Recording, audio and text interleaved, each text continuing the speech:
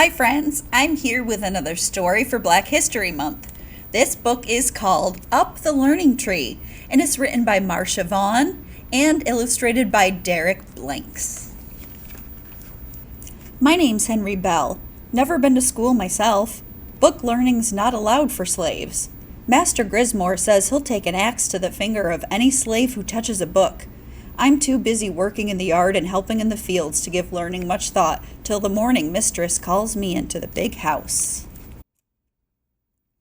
Henry, mistress says to me, little Master Simon will be going to school at the schoolhouse down the road. I want you to walk him to and from school every day and take him his lunch. You think you're smart enough to do that? Yes, ma'am, I answer, my face not showing how her words sting. Mama says master and mistress think we are dull-minded, but I know different. Before Pap got sold away, he told me book learning would help us escape slavery. That's why white folks don't allow slaves to learn to read. There must be something powerful in books, and I want to know what that is. After walking Simon to school the next day, I carry wood to the kitchen for the big house and pull weeds along the fence. I work fast and get back to the schoolhouse early. I scoot up the sycamore tree just as the door opens and the teacher leads the children outside to sit in the shade. She talks different, not like folks around here. Children call her Miss Hattie. Miss Hattie carries a book. My heart pounds as she opened it up. Never heard anybody read a book before. I hold my breath as her eyes glide across the page. Like magic, a story about things called dragons and castles comes pouring out of her mouth. In my life, I never heard anything like that. Right then, I get it in my heart to learn to read, and I get it in my head, ain't nothing gonna stop me. I do my work lickety-split every day after that, then race to the sycamore tree. Peeking between the leaves, I see Miss Hattie. She talks loud and clear as the morning bell. This letter is A, she says, making a pointed shape on a board. A, the children say. A, says me, soft and low. Now write the letter A on your slate, Miss Hattie says. Don't have no slate, so I carve that letter into the soft bark of a tree. Closing my eyes, I run my finger up and down and across that A until I can see it in my head. Glory be, I got a letter of my very own. Every day I watch Miss Hattie. Soon I know 5 letters. Then one day she shows the children how to string those letters together. All sudden-like, things begin working in my head. I know exactly what words those letters are going to make before Miss Hattie even says so. I feel sparks dancing around inside me like a fire that's been fanned by the wind. I'm learning, just like those school children. One day, sure, I'll be able to read a book too. Day after day, I feel the power of learning come flying out of that schoolhouse and straight into my head. My mama would be so proud of me, but I can't tell her yet. Can't tell nobody. The thought of Master's axe reminds me to keep my learning secret. Then cold old winter comes blowing in. No leaves on the sycamore tree to hide me now. I gotta find some other way to learn. Me and Master Simon get along fine. On the way home, I say, "What you learned today, Master Simon?" Simon's busting his britches to tell me. I learned to spell big, he boasts. B-I-G. Mercy me, you sure spell nice, I say. Can you spell anything else? I can spell pig and dig, Simon says. I can write them too. Simon snatches up a stick and scratches the words in the road. I lock them in my head. Next day, I carve those words into the branches of the sycamore. Every day, Simon teaches me something new. Before long, my tree's got more words than a hoot owl has feathers. Spring comes and with it the fever. Lots of folks sicken. Some die. My friend Wilfred, who drives the buggy for a mistress, falls bad sick. To keep Simon from catching the fever, mistress says he won't be going to school for a while. My heart sinks like a rock tossed down the well. But then mistress says Simon will be doing his lessons at home. I'm to carry them to and from school for the teacher to correct. On my way, when I'm certain nobody can see me, I sneak a peek at them lessons, grabbing every scrap of learning I can. One day in the schoolhouse, I see a badly torn book in the trash. Miss Hattie's busy checking Simon's work, so fast as a fox I snatch up the book, stuff it under my shirt, and hold it tight to my chest. Hugging that book's like hugging hope. I feel my heart beating against it, and I know nothing can stop me from learning now. Suddenly, a shadow falls at my feet. "What's your name?" Miss Hattie asks. "Henry Bell, ma'am," I mumble. "Henry, what are you aiming to do with that book you've got hidden under your shirt?" I take a deep breath. "I was going to learn to read it, ma'am." "You know, Master Grismore does not allow his slaves to be educated," she says. "You could be severely punished." "But I got to learn to read, because if I do, then maybe one day I can get myself free." The words came pouring out of my mouth before I can stop them. Miss Hattie looks at me long and hard.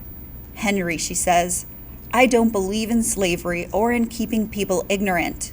If you're willing to take such a big risk, then I am too. You keep that book. Just be careful. I like my job and I don't want to lose it." "Yes, Miss Hattie," I say. "I like my fingers and I don't want to lose them neither." Then I hurry towards the door. "Henry," she calls after me, "if Simon has any questions about his schoolwork, you be sure and tell me." I smile because I'm thinking when she says Simon, she means me. Every afternoon after that, if no one's around, Miss Hattie helps me with my learning. Some days we work on words and letters. Other days she teaches me numbers, and before long, I can do sums. "Henry, there's something special I'd like you to see," Miss Hattie tells me one day. She unrolls a large piece of paper covered with strange shapes. "This is a map of the world. You live here in America. Across this big ocean is Africa, where your ancestors lived in freedom before they were taken as slaves." Never knew the world was so big, but I'd heard Mama and Pap talk about Africa. I looked at that map for a long time, etching the picture of Africa into my memory. Suddenly, I get an idea. "Miss Hattie," I say, "there's something special I'd like you to see too. Can you climb a tree?" Miss Hattie nods yes, so I help her up through the branches of the sycamore tree. Her eyes grow big as she runs her fingers over my words. "Henry, this is remarkable," Miss Hattie says. "This tree is like a giant book you've written all by yourself. In all my years of teaching, I've never had a student as determined to learn as you." Next day is Friday. After the children have gone, I go into the schoolhouse with Simon's lessons. "I have something for you, Henry," Miss Hattie says. Opening a drawer, she takes out a brand spankin' new book and she puts it in my hands. "It's about Africa," she says. My heart leaps like a wild horse. A new book of my very own. The door squeaks. We both jump. One of the schoolgirls stands in the doorway. "What's that slave boy doing here?" she says, scowling. "He's taking lessons to Simon Grismore," says Miss Hattie. "Why are you here, Ginny?" "I forgot my speller. I came to fetch it," said the girl answers. "That's fine," says Miss Hattie. "You get your book and hurry home before your mother frets." "Yes, ma'am," the girl answers, a suspicious smile flashing across her face. After she leaves, Miss Hattie walks me to the door. "Henry, you remember now. Be careful." Come Monday afternoon, I'm sitting on a limb of the sycamore, turning the pages of my new book. Suddenly, I hear riders coming up like thunder up the road. 3 men stop at the schoolhouse. My heart turns cold. Tall man's got an axe tied to his saddle. Miss Hattie comes to the door. Tall man's only half off his horse when he starts shouting, "You no account troublemaker! My girl says you've been teaching a slave!" Miss Hattie throws back her shoulders. "I have indeed," she says. Tall man storms right up to her. "What's his name?" he snaps, pulling back his fist. Miss Hattie looks him straight in the eye. "He's from the Grismore plantation," she says. "His name is Wilfred." I can't believe my ears. Fever took Wilfred last Saturday. Tall man knows this too. "We'll be back tomorrow," he threatens. "You better be gone. No telling what might happen if you're not." Then those men rode off as fast as they came. I wait a long time before I climb down the sycamore and slip into the schoolhouse.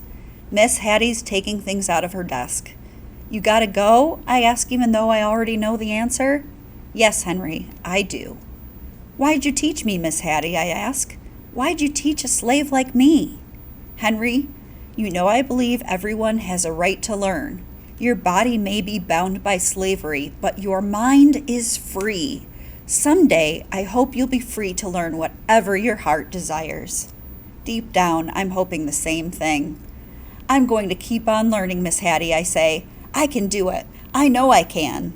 She nods her head. "I believe in you, Henry." "Yes, I do." I know I'll never see Miss Hattie again. Then, all sudden like, I get an idea. I scramble up the sycamore tree and break off a branch with my writing on it.